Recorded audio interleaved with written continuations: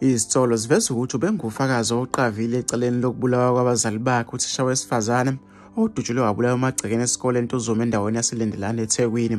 Kusolwa ukuthi ukubulawa kwakhe bekunezinhloso zokucisha ubufakazi ngoba kuthiwa nguyena owabona ababulali ngesikhathi bebulala umndeni wakhe.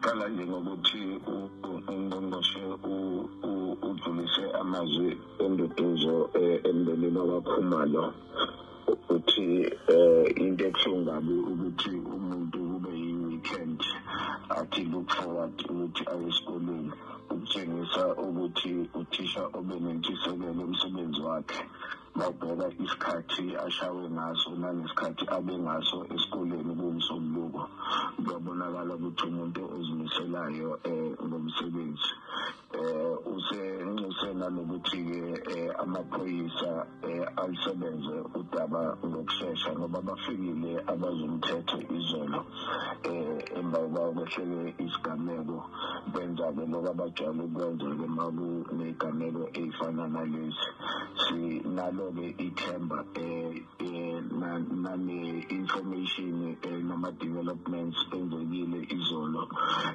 lithe liyeshona ntambama ne-briefing abeyithola emisiwe. Sinalo ithemba lokuthi maduzane abezi bobubi bazokwazi ukuthi babanjwe bathole isijezo sabo nangaphandle ukuthi babanjwe bona sithole nanokuthi yini imbangela makuthi khona obathumile nanokuthi ubani obathumile.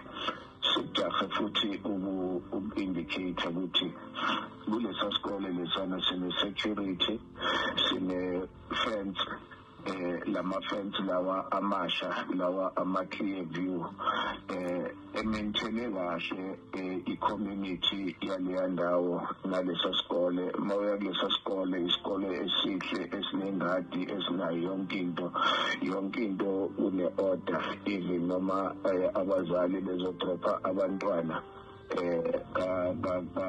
ka-grade R kune-order esifike sayibona.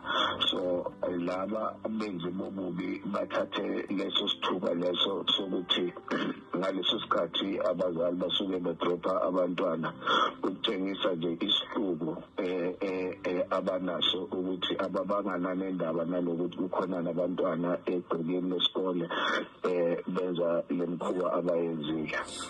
Kwenza ube nembuzo la Mr Mahlamba ukuthi ke kuthatha isikhathi esingakanani ekutheni ke imqondo yoza kwabo kothisha osuke ebulawele emagcekeni esikole nabafundi ikwazi ukubuyela ke esimeni ngoba kusuke kufuneke ke kuqhutsheke ke kufundo.